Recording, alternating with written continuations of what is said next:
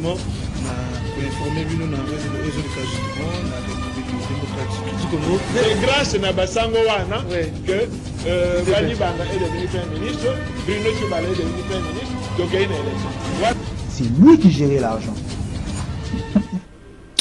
Voilà, boye malamu justement na émission na bino mbongo na émission bolinga kamingo émission botala ka émission bo commentaka yango to zaka bongo na singo pamba te bino bozali bongo priorité na émission bongo na yango to se plaira beaucoup plus sur qui bozali ko senga ba invité na bino na numéro wana et puis na groupe WhatsApp to kozanga te ko yambela bino ba invité to zo na kabino to justement to kuma pe na page Facebook en tout cas parce que ba to minga ba non to kana pe na page Facebook je crois semaine to zo banda beaucoup mon abisso émission bongo na page Facebook en tout cas justement boyete makamisali ebele ya kolobela justement na République démocratique du Congo côté mosusu une partie ça occupé na ba rebelle na ngamo mosusu na étranger ba dialogue ba conférence na mametali bongo mboka na biso côté mosusu en interne pe 5 CC balalité nungu pe na niveau assemblée nationale et puis pétition bazali koluka kolongola bongo président actuel le professeur Vital Kamerhe comme inspiré à chambre basse du parlement en tout cas makamezali belé to kolobela kasi to kolobela beaucoup plus sur l'essentiel nous a invité à l'élo na ba analyse naie en tout cas l'élo na siri za la show zali bongo maître Silver Kyunganzati en tout cas batomi ba kaite zali moto wa Kabila en tout cas zali analyste politique et là je vous assure et puis je vous dis la vérité que azali juste un simple analyste ni na opposition ni na majorité ni na société civile après ça juste mécanisme état congolais pour na ko sauver mboka na biso yango na rubi maître Silver Kyungambote na lisusu Mbote Ndeko Junior merci na émission bongwana merci pour l'invitation na yo bon chaque fois que ben saranga ezala ke sengo potoka bola makanisi na biso na bana mboka parce que mboka kozanga batu te oyo baza ko pesa ba réflexion na bango très bien tunyo sa ko raisonner à tout moment te batu mususu bana ba makanisi na bango na makanisi mususu biso ba etozo ko kanisa pour makambo mboka tango boyambaka biso saka biso esengo poto pesa ba idée oyo koko faire évoluer mboka. Très bien. Maître Silver, pourquoi comme ça, téléspectateurs, justement, balanda kayo, balobi, vous allez proche à Kabila, vous allez membre à PPRD. Est-ce que vous allez à solo tout? Comment éclaircir les téléspectateurs les lots et l'émission Bongwana? Bon, nakanisi ngai na bandi télévision les lotés. Hein? Na bandi télévision banda époque il y a ancien président Joseph Kabila. Banda wana, ça fait aujourd'hui plusieurs années, plus de 10 ans, ba présentakanga kaka lokola analyste politique indépendant. Très bien. Mais problème toza nango na mboka ezalini.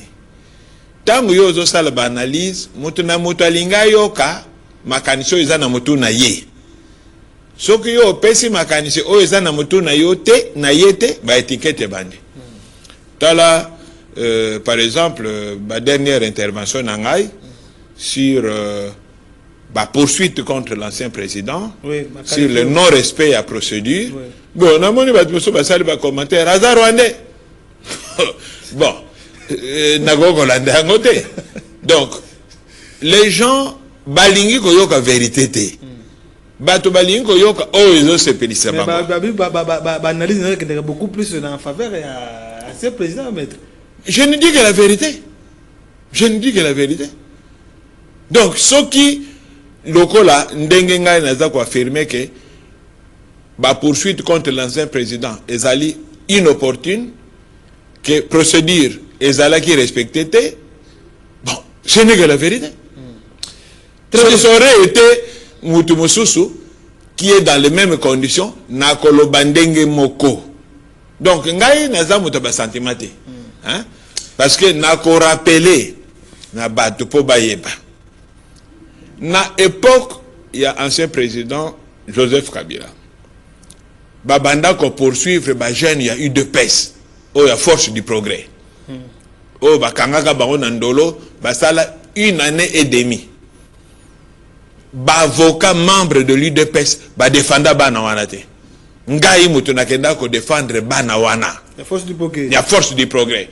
Bako kotuna, soko botuni mokato, akoyeb sabino qui est maître Kyonga so batondi Blaise o babenga ka Félix Oise quoi bakoyeb sabino nane ngai mutu na bimisa bango na ndolo mukato tomona ke justement na président de la République abi que no yene président force du poker voilà ngai nde mutu na défenda bango na ndolo basalaki une année et demie wana avanga na kota na dossier tango nga na kota na dossier ba akita bango très bien dans la même lancée tika na rappeler dans la même lancée mokonzi mosusu na kotanga kombo na ete lelo azali député national asalaka 3 ans et demi na ndolo poursuivi pour makambo ya rébellion ngai mutu tango na koti na dossier il a été acquitté mosusu lisusu un médecin congolais un médecin belge congolais naturalisé belge azalaki poursuivi pour tentative de coup d'état sous Kabila na défenda ye il a été acquitté donc ngai nazali avocat et naza pleinement avocat. Très bien. Soki na koti na likambo na yaka na masekite. Moi je n'ai pas d'état d'âme. Oyo azali na nzela ya vérité na ko défendre vérité wana. Nazali wana pona osala ka ba flatérité ou encenser les gens. Non, ce n'est pas le rôle d'un intellectuel et surtout pas d'un avocat. Très bien. En tout cas, ndenge boyebi nde ezaki bongo annoncer esengaki azana co-débatteur na ye kasi co-débatteur na ye azui empêchement ayete ndeko jema mukala prochainement tozanga te koyamba Maître Silver, analyse na yo personnel na conférence sur la paix ozaki bongo lancé initié na fondation Tabombeke bandaki déjà na le 3 septembre lelo ezali le 6 mokolo asuka mais tomoni au menu ya échange ya conférence wana situation sécuritaire ya mboka na biso na kati. Comment vous analysez les types de faits par rapport à yango? Mais ezali kamo balamu esika nyonso bazali kolobela kimia ya mboka na biso ezali likambo malamu parce que tozali bato soki makambo ezali mikakatone ezali entre biso lokwa mboka siko eza na problème soki bato bazo kozwa initiative ya kosangisa ba congolais ezali likambo malamu ndenge nini toko komona une réunion pour la paix ya mboka na biso toko misango likambo mabe na ndenge ni parce que nazo koyoka bato oh non Tabombeki azana na rappelaki na Tabombeki écoute mais ça fondation na maître il s'agit d'un mais fondation il s'agit d'un état s'il s'agit d'un état il faut un ONG moko boye bon zela nano nazongisa bato na sima oui parce que biso ba congolais ndena lobango mayele leki biso mingi mais mingi tozalaka ba ingrat ingratitude wana yango nde ezoboma mboka oyo nako rappeler non tangu tokei Sun City pona kozwa kimia na oyo ememaki biso na transition pacifique oyo epesaki biso constitution nani azalaki na moto ya Afrique du Sud ezalaki Tabombeki tangu tozwi bamikakatano na mboka na biso pona kosukisa bitumbu ezalaki na est brigade spéciale oyo Sadek atindaka majorité ya basoda bazalaka na kati ya brigade wana ezalaki banana ba sud-africain et c'est l'Afrique du Sud qui a financé opération wana ya brigade spéciale ba sud-africain basopa makila na bango awa na Congo pona biso. Alors est-ce que vraiment lelo merci tout autres personnes en Afrique du Sud yangoana ils ont ingratitude. Merci à travers une fondation Maître Silver. Mais qu'est-ce que ça signifie? Il s'agit d'un état là mais attendez que je vous rappelle pour bino ba congolais mémoire ezalaka mokuse Fondation Carter oyebi ba intervention boni esala na monde pour régler ba conflit congrégation Saint-Egidio ya ba catholique oyebi ba conflit boni et régler na monde. Donc biso tozalaka soki toza na posa ya likambo moko boy soki zokende na intérêt na biso wana tokomisi soki zokende na intérêt na biso te to diaboliser tangu ba homme politique ya mboka na biso bakutanaki na centre interdiocésain autour ya bakonzi ya 5 ans ezali état 5 ans eza parti politique ndenge nini bato nyonso bakendaki kuna na 5 ans. C'est une organisation nationale, maître. Oui, c'est une organisation nationale privée. Ta 5 ans c'est une nationale privée. Ndenge nini ba politicien na biso bakendaka kuna bango nyonso. Pena esengo. C'est kuna na 5 ans na centenaire de ce genre nde nani yo Badi Bank a comme la premier ministre Bruno Tshibala a comme la premier ministre kuna. Là c'était na kimio même ki biso na ba élection qui na nani passation pacifique du pouvoir. Et vous avez na centenaire nous les Congolais. Mais là, maintenant, c'est aux étrangers, maître. Voilà. Bokozonga kaka na nzela. Nani awa Toyamba Ketui le Masire. Ancien président ya Botswana. Azalaki congolais. Toyamba awa l'ancien premier ministre togolais Edem Kojo. Ayana Masolo. Azalaki congolais. Donc vous voyez que Mbokoyo na yebite. Ce qu'il faut pas exorciser bisotonine. On a la mémoire courte. Que tout le massire aya ou na ba conflit na biso asangisa ba homme politique congolais. Donc Edem Kojo aya ou asangisa ba homme politique congolais. Et même nani l'ancien président sénégalais maître comme Kimingai Abdoulaye Wade. Aya Wade. C'est même Abdoulaye Wade à chaque biso le quoi ba charia comme ministre biso alobe bon ba conseil biso ya politique baza na maturité. Très bien. Abdoulaye Wade. Donc toti kakabilo koyo. C'est-à-dire ce qui doit rester constant et zanine. Ce qui bozali na conflit bozoyo kanate et que batu basali motema malamu ko vandi sabino tomi kitisa to vanda to solo la. Li solo e bomaka motute. Li solo ezali sa cité.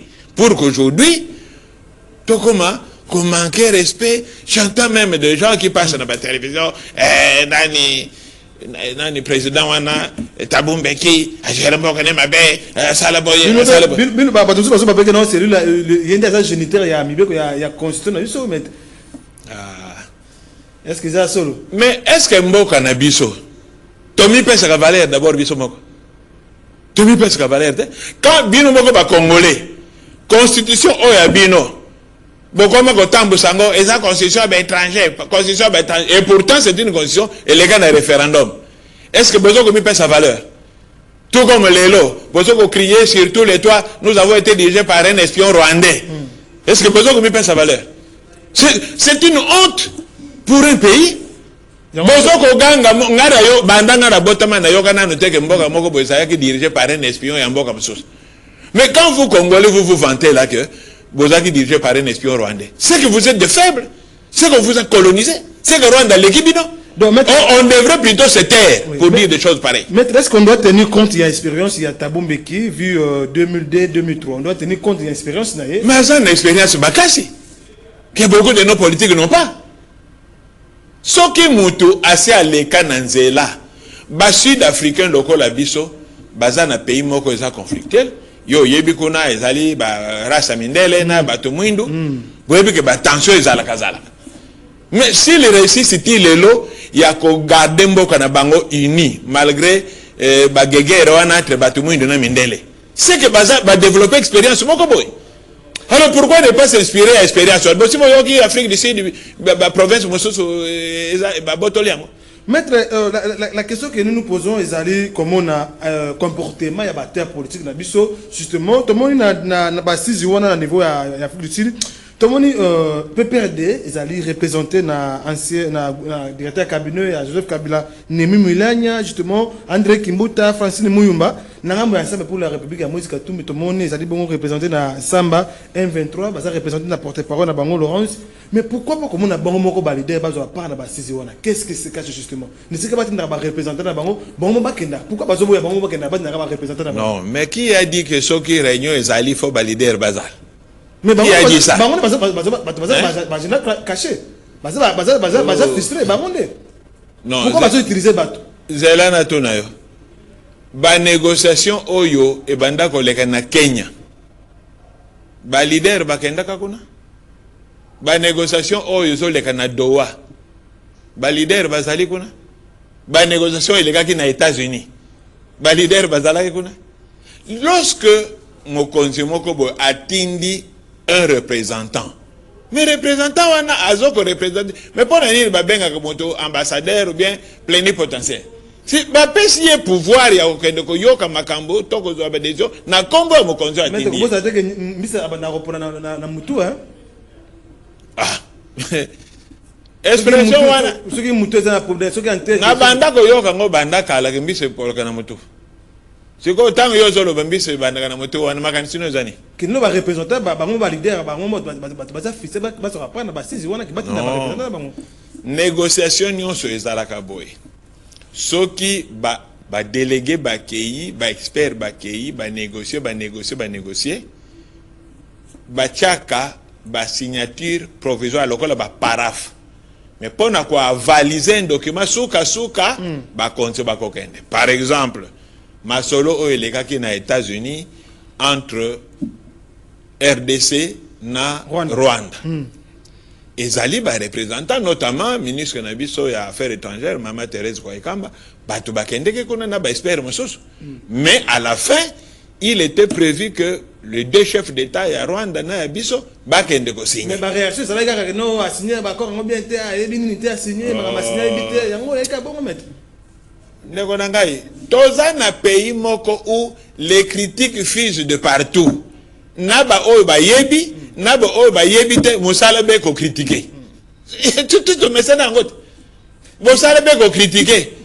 Mais ce qui peut ba jouer bon yo sala musala wana akokana yete. Mais to yebi kaka critique. Oui, très bien. Maître Silver Kungansati, toujours continuer mukena yo. Comment analysez-vous décision ya décidé na gouvernement où va décliner situation de invitation ya Tabombeki. Jamais Kabunda a avancé justement que nos gouvernement et puis mener passeport justement ba cadre monsieur ensemble pour la République parce que nous va première invitation. Comment analysez-vous position ya décidé par rapport à l'invitation au point na bango na conférence wana que no Tabombeki azana crédibilité azana mieux placé pour na commettre fait na conflit à opposé entre nous les Congolais. Bon, d'abord, kokende ko répondre à une invitation, toko boya ezali droit ya moto. Invitation est un mandat d'amener. Très bien. Donc, ce qui va bengi sio esika, ce que moni kokende na yote, oza libre d'aller ou de ne pas aller. Mais tout à l'heure, pendant que nabanda koyawa epa na yo, na landi, na radio, na kati ya mutuka, Maman Chantal Moboni a décidé. Voilà. À lobby, baboya kite pour na plaisir ya koboya. Invitation bazwaki ezalaki par personne interposée. Invitation wana ezalaki na ba annexé. Et puis invitation ango ezalaki kaka poye moko président Fayulu akende. Zokande bango il faut quand même akendena quelques experts. Il y a plateforme na bango la moka akokende ye mon côté. Très bien. Alors comme il n'y avait pas de détails sur constitution et délégation na ba matière ya ko examiner kuna yango wana nde bakende kité. Mais à autre koloba que s'il y a une prochaine réunion où ils allaient bien préparés et tout bakokende. Donc il y avait un problème je crois à lobby Maman Chantal a condamné organisation au Jésus bango on dirait à pied levé parce que il y a aussi le gouvernement qui a décliné l'invitation à mettre. C'est son droit le plus légitime. Ce que le gouvernement boyne kokende c'est son droit le plus légitime. Mais ngana telemelaki le fait ndenge na yokaki bon vrai ou faux que ba salinette ba obstacle pour bato mosusu bakende.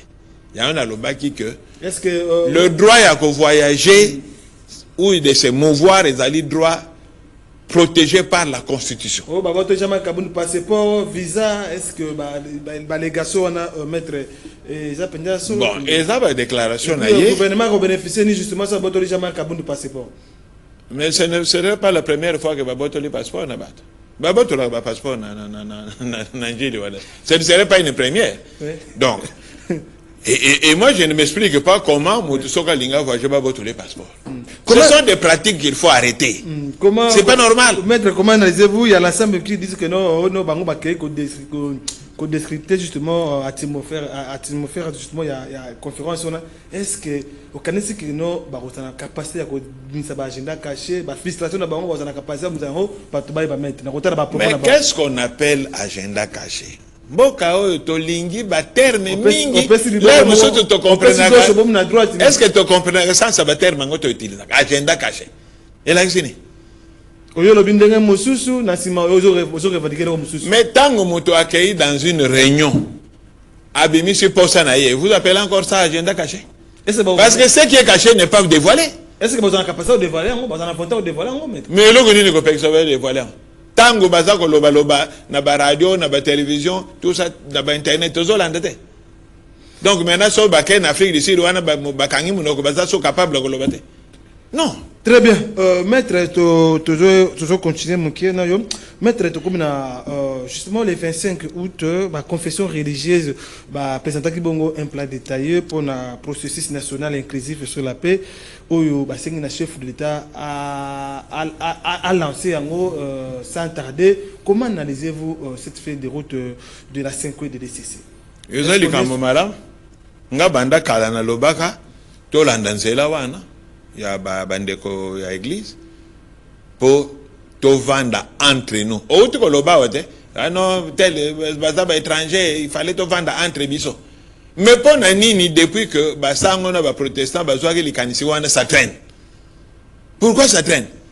Tous allez prompt aller répondre parce que diversion c'est que ngam na bango to moni de kamba région de bango dernièrement.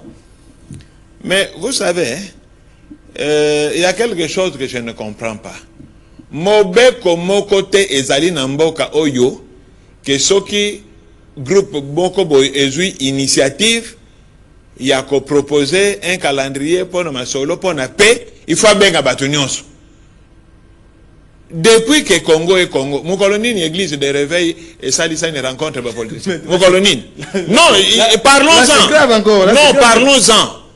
Parlons-en, Moukolonine. Depuis l'indépendance, ce sont les catholiques qui s'impliquent dans ma campagne politique. Bon, Bango Bazouaki initiative wana, Bazouaki initiative wana, n'a pas protestant. Non, mon dit, comme ça s'agiter. Oh non, qui a dit que il faut que tout le monde soit là? Qui a dit ça? Hein? Non, mon chef coutumier qui s'excite là. Oh non, les catholiques, ils ont droit à et ça prérogative, ils ont saisir na parquet général près la cour constitutionnelle. Mon colonie dans ce pays ici, le chef coutumier va bengi ça, va conseiller politique, va vendre ça, va dialogue. Donc, ce qui batu bazali na ba aptitude, ba capacité, moko boye, boti kabango basala. Le malheur dans notre pays, toye baka valeur abatute, toye baka kondima muninga te. Vous comprenez? Toye baka kondima muninga te. Donc, les catholiques ont fait leur preuve. Nous devons être reconnaissants envers cette église-là. Parce que va résoudre le problème de belé à malgré ma parole, malgré ma dîne, peut-être vous allez causer la connivence, n'a pas rebelle, mais vous savez, et nous aimons tirer la couverture de notre côté quand ce sont nos intérêts. Tant que tu as la conférence nationale souveraine, nani insista que conférence est kambama na un clergé catholique. Ils allaient battre opposition à l'obité. Bangonde là vous parlez de l'UDPS. Je parle de l'opposition d'hier. L'opposition n'était pas seulement constituée de l'UDPS, l'UDPS y compris. Bangonde bat grand soutien à Monseigneur Monsengo. Très bien. Azalaki na catholique. Tango président Kabila a sali la concertation à la cité de l'OIA et que l'UDPS a quitté. Comme président Kabila a un souci que tout le monde soit ensemble. A Sengina Basango, Babeng Salisu au congrès. Parti ni nango e boyege biso to ken na basango te bango bazalaka ba politicien sultan. Nana lobaki. Au gouvernement pe na kati ya processus yango inscrit Joseph Kabila bi que non toute démarche zali ko lier mo kana biso Joseph Kabila singo zo apara nango te est-ce que décision na mettre est-ce que comme biso c'est un pas. C'est une décision malheureuse. C'est là où biso so to lobi ba vérité ba étiquette ba ndiko bima. Est-ce que c'est Joseph Kabila Kabange c'est un des grands leaders politiques Yamboka.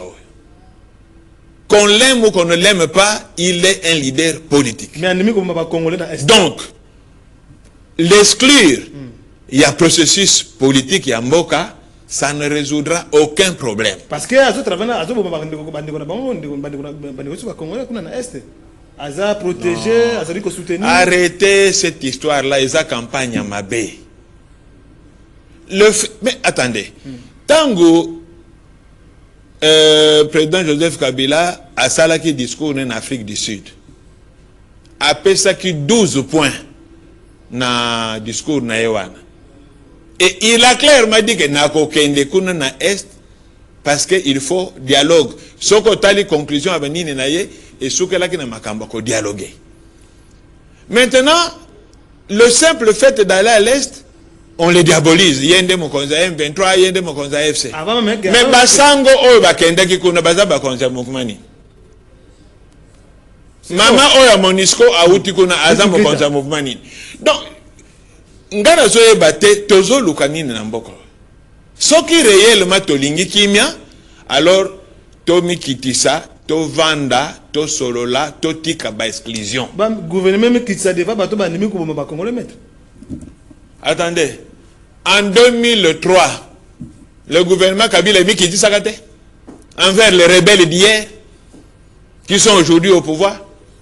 Mais si nous voulons la cohésion, papa, il faut que tu aies maïna vino. J'insiste sur cette histoire-là. Bitumba ya Bakonzi, c'est la population qui va en souffrir. Et ça va consulter. Très bien. Donc, et évitons cette histoire à stigmatiser Batoya, Sarakiboya, Sarakiboya, Sarakiboya. Ce qui politique a stigmatisé, et depuis 2001 à 2003, le Congo est bon. Il a fallu de la sagesse pour que tout soit atterrissage, et même la transition de 2003 à 2006 pour tout soit élection. Donc, n'inventons pas la roue. Roue si basala yango. Les méthodes qui ont réussi hier, il n'y a pas de honte de les appliquer aujourd'hui. Chercher à faire le monde n'a commencé que maintenant, et que c'est maintenant qu'on veut créer de nouvelles théories, donc que nous tout ce n'est pas bon. Senko a consulté justement Joseph Kabila na Goma, a consulté justement le gouvernement. Alors, ce que Senko il faut parrainer dialogue. Mais le gouvernement a inscrit Joseph Kabila. Au cas que Senko a cause ce qu'on a quatre dialogue, à ça dialogue n'a pas tout ndambo, tu peux pas continuer le processus n'est pas bandaki. Parce que là, on a c'est qu'on a difficulté. Ce qui te sali dialogue n'a pas exclusion, ça ne sera pas un dialogue. Très bien. Ça sera une réunion, il y a musique, il y a quelques personnes, et vous avez la musique. Parce que si réellement, tous en a pas ça, que qui maison en ambok, mi tema ya batu ekita, batu nyon so il faut pas participer na dialogue. Regardez. Nalobaka eloko moko lelo yo ba politicien ebele mboka na biso baza à l'étranger en exil. Ba konjo ba kei na exil wana kimi mboka pona ba problème na justice mais bosa na wote biso ba kimi mboka pona ba problème na justice. Que ce soit pas problème de justice ou la justice était ce qui est constant ba konzebele ya politique baza à l'étranger. Oh là peut-être ba kei étranger te pona makambo M23. Bakeye étranger pour le makambo ya politique interne. Maître, peut-être il y a ancien ministre, ancien premier ministre pour la toute première fois comme premier ministre va condamner mais Akimi Alimwe a sauté. Après des jours tu vois que non à l'étranger. Mais on a à qui est comme la responsabilité du gouvernement tout peut dire moko. Ezali droit na ye. Ezali droit na ye, vous voulez quoi? Hein? Un premier ministre Akimi. C'est son droit. Ezali droit na ye. S'il estime que Nani va poursuivre Basalagi contre les injustes, s'il estime que condamnation est injuste, c'est son droit. À quoi ça appelle les à quoi ça l'appelle ou appelle la cour constitutionnelle appelle les alagatés, recours les alagatés. À quoi ça le recours? Très bien. Donc ne nous voilons pas la face. Balobaka Motu Azana ce qu'on appelle instinct de conservation. Très bien. Motu moko alingakaliwate. Motu moko alingakate mabe eyelaye. Donc la Motu, il faut se protéger pour sauver sa vie. On ne va pas reprocher à quelqu'un qui sauve sa vie que pourquoi tu t'es sauvé. Non, c'est son droit. Il faut sauver vie naye. Très bien. Voilà. Donc c'est comme ça, mais il faut tout ça la macasse, bande konyoso bakei exilé, baya kozonga, to vanda liboke, to solola. To ça bana tata moko, bana mama moko, Congo yo yabiso yo, to ça la makasi, biteni nyonso yo eza passé par là, ezongana. Tozala liboke. Très bien. Maître Lelo Ozali, parce que TV Radio Malbeti Kalaka, awa Ozali ko soutenir le dialogue. Au Kanisi Timbala yo, Ozali va Congolais, Ozali rassurer ba Congolais que Mbala au dialogue Salemi, Kimia et Kokota Namoka. Ozali va télévision, va téléspectateur bazolanda. Mais ngai naza l'émission sera partagée. Il n'y a pas de problème. Oui, moi je suis un homme constant. Oui. Nazali moto nazali constant. Donc dialogue ekosalema nazoko yoka batu bazolo ba to sale ba dialogue belé mais nani yango a déterminer nombre de dialogue batu bakoko sala so bazana conflit. Donc ceux qui osana mwasi na yo bazana conflit, il y a un nombre déterminé de dialogue bako ça. Tant que batu bakozalaka na mokili, oui, ba conflit kozalaka bakozalaka kana besoin ko vendre. Donc les dialogues est illimité. Personne ne dira que ceux qui te dialoguer les lots dans 5 et 10 ans, tu vas dialoguer les choses. Très bien, tout comme Nasuka émission bon maître Nabil qui est analyse politique, mais justement un mot par rapport à match à Léopard où a gagné déjà 4 buts à 1 lobby tu la contre le Sénégal. Est-ce que peut-on inspirer cette fois-ci comment la RDC a la qualifié la Coupe du monde? Mais ce serait une grande fierté ça les Kamomoko malamo. Au lieu que nous copions Kamba on a babar ça ndenge na yoka ki wana 40 millions. Ça c'est de l'argent jeté dans la poubelle. Mbongo wana on devrait donner ngana ngana ces personnes qui ba pesi Léopard 44 millions na ko beta maboko parce que na yebi ke bande ko ngai batu bakozwa mbongo wana bakozwa ils vont investir au pays, beaucoup de familles vont se retrouver et donc pesa ka mindele mbongo bali ana bango bati babonga na osati to tana ngo mettre na sélectionner to tana ngo désable au kanisi ete ba joro baza sikoyo ba ko représenter valablement. Le problème c'est l'encadrement, la motivation. Mais là ici ils ont marqué depuis. Parce que ils ont problème les biso dans la sortie ba marqué ba bité wana ba analyste makasi ba ye oh non il y a ça. Maintenant que tu gagné wana il y a pas de fleurs. Comment ça peut être que na marti to zana yomo na marti wa edingo siko akufi o tout ka liboso edingo mutakangi match edingo siko akufi. Toko regardez le travail, la réussite na musala ezali travail, ezali entraînement, ezali encadrement. Tout conseil na bakisité. Qui ça n'arrange rien. Moi bloqué match. Bon, c'est quoi to komisaka bakisi na match. Pour nini bakisi wana tozo utiliser on habite tombete. Voilà, vous voyez que c'est wana ezali ba enfantillage. Tout se préparaka lorsque nous sommes dans des compétitions. Tokolonga. Très bien. Pas de magie. To comme na suka émission bongona mettre na 1 minute 2 minutes on conclut justement na passage na yo na émission bongona ya mokolelo moto azali kotala yo a retenir ni ne plus garantie ni nous allons kopesa ba congolais sur le dialogue salemi kimia kozonga. Mais kimia ekozonga kimia eza fonction ya ba o ba kotala na dialogue na application ya maebango ba ko arrêter. Parce que le problème c'est lequel?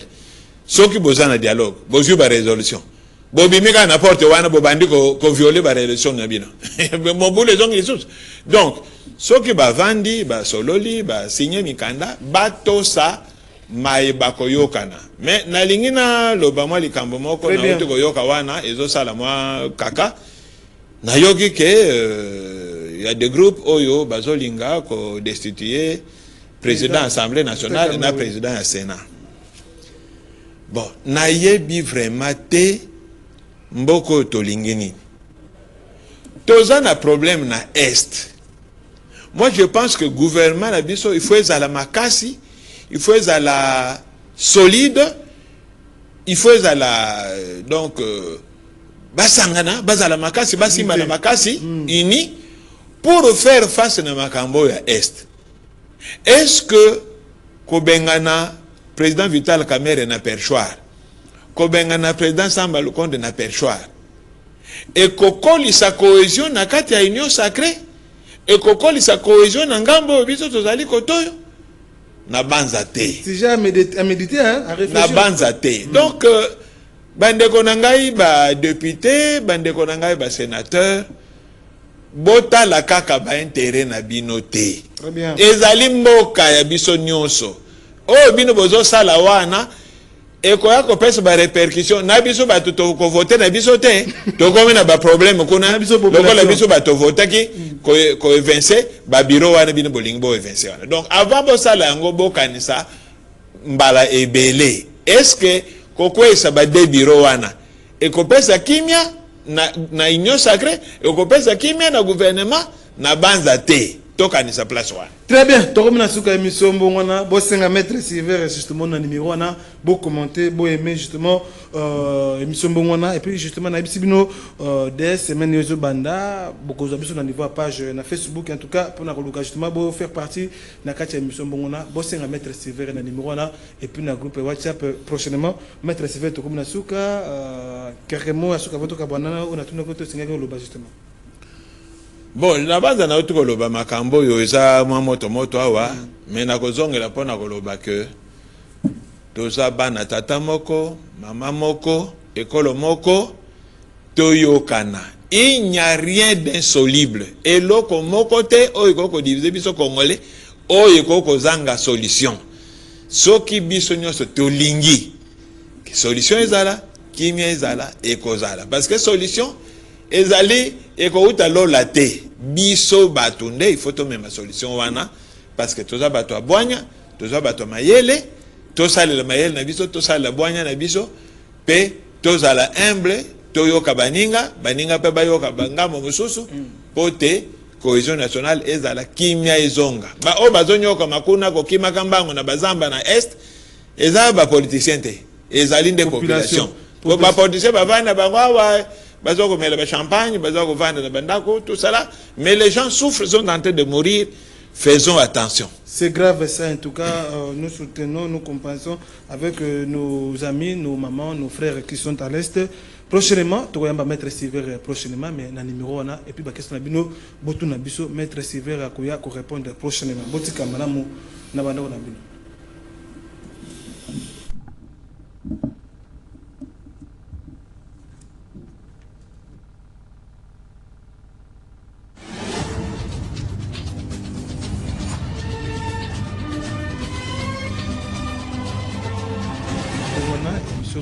Justement, pour informer nous dans les justement